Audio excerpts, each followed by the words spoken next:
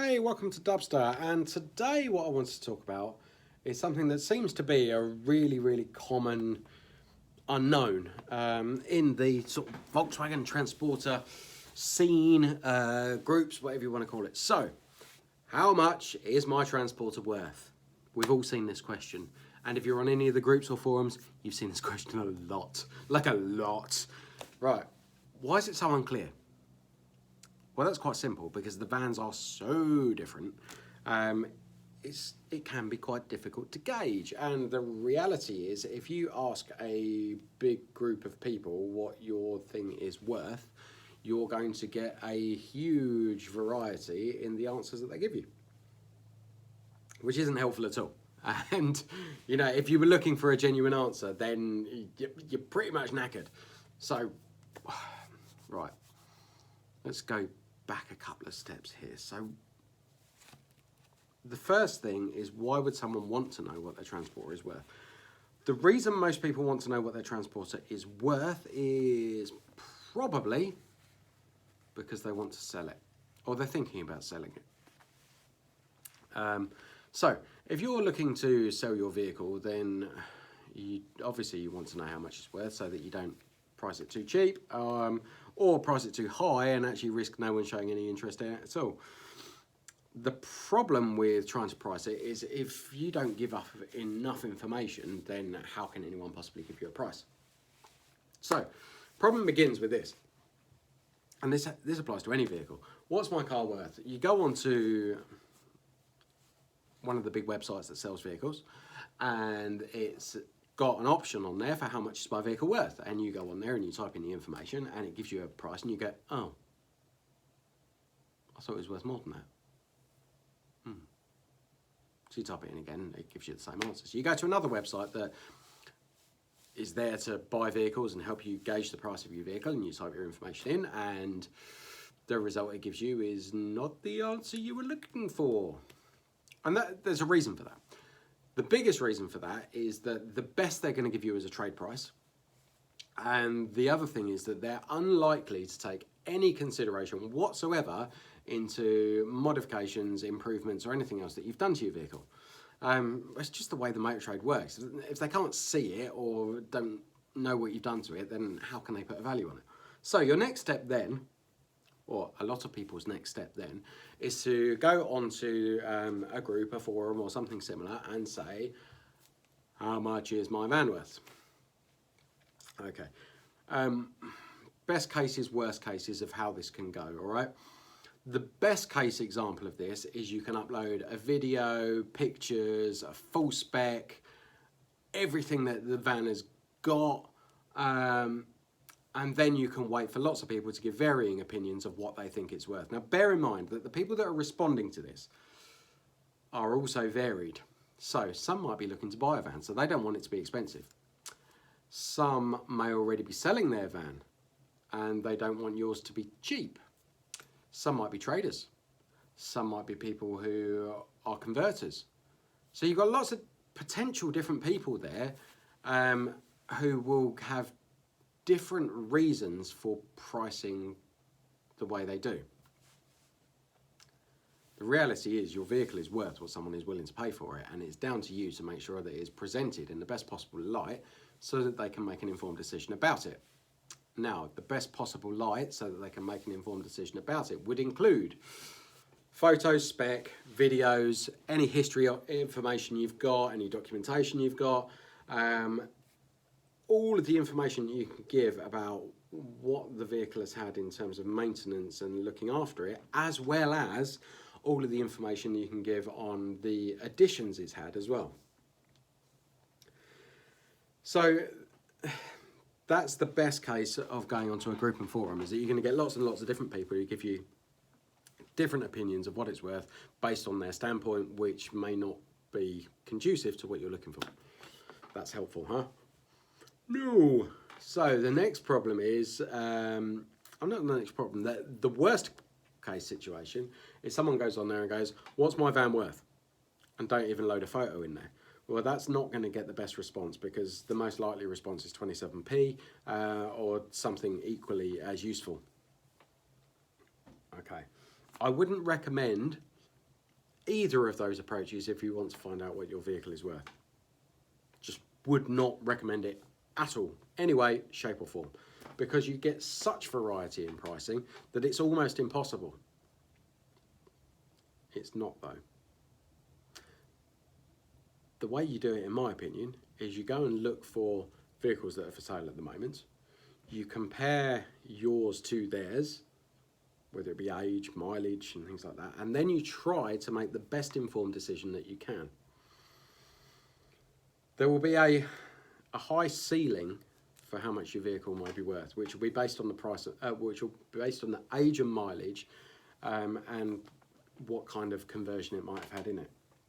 So if you were talking about a fully fledged original Volkswagen camper, we're talking about T5 model here, then, and it's had a Westphalia conversion or something similar, then you're going to be looking at up in the top end, okay? That's assuming that the mileage is low, it's got a full service history and it's in excellent condition. Whereas a self-built camper that's been done with cheap materials and not done to the highest standard and has no service history and ridiculous miles on it is clearly not going to be worth anywhere near as much as that other one. Now, such is the variety on prices on transporters, it's quite mind-blowing. So I saw one the other day that was a California and the price tag in the window was, I'm going to say 82,000. I think it was 82,000. Now that is a delivery mileage Volkswagen California Ocean Edition, yeah, top spec from Volkswagen. Now they can pretty much charge what they like at the moment because we have a supply and demand issue. Now yours isn't worth that. Not unless it's exactly the same, but the reality is yours is not worth that. Okay, there might be some that are worth a lot of money or people are prepared to pay a lot of money for, but the likelihood of you being up there is slim. And for what is the same body of vehicle, you could go right the way down to max 1,500 quid, 2 grand. You'd be lucky to find one at that kind of price, but they are out there, believe me. So somewhere between, what's your vehicle worth? Somewhere between £2,000 and £90,000. Okay, that's handy. So the first thing you can do is go, right, age and mileage. Age and mileage is a good indication of some kind of ballpark. Now, age and mileage, and then a secondary factor is what level of conversion.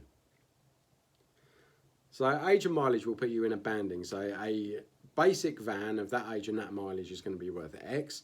A full camper van of that age and mileage is going to be worth Y.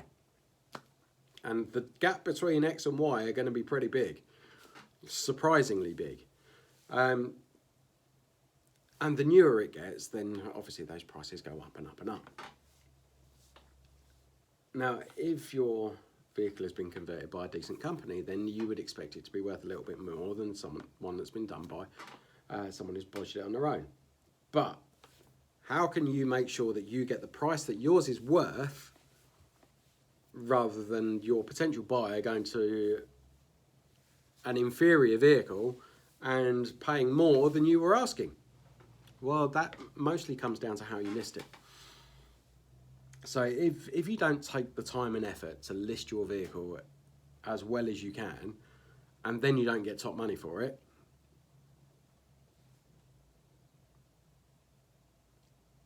you've got to look within as to why that happened, okay? If you go to We Buy Any Car, if you go to a website that buys vehicles and you put your reg number in and they offer you less than you thought it was worth, you haven't really put any effort into the sale now, have you? So what's your vehicle worth really does relate to how much effort you're prepared to put into selling it, and also how long you're prepared to wait for it to go. So take poor pictures, don't give a very good description, and leave it tatty inside and that kind of stuff. You're not going to get top money. Really straightforward. If you take the time to clean it, make sure it looks really, really good in the pictures, show all of the details inside and make sure that you list in the spec everything that it's had done to it, you're more likely to get the top end of the price for it. One thing I will say for sure is if you put the price up and it's lower than what you want for it, you're never going to get what you want for it. Now that may seem obvious, but some people do fall foul of that. My advice would always be price a little higher than you think it's worth, because then you can always drop a little bit off the price. And if it doesn't get any inquiries as quickly as you would hope that it would get inquiries, first thing is look at your advert.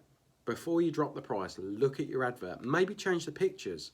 If you take the pictures on a murky day in a rubbish background, you know, if someone's buying a camper van, they want to see it out in a camping environment. They might just be near fields.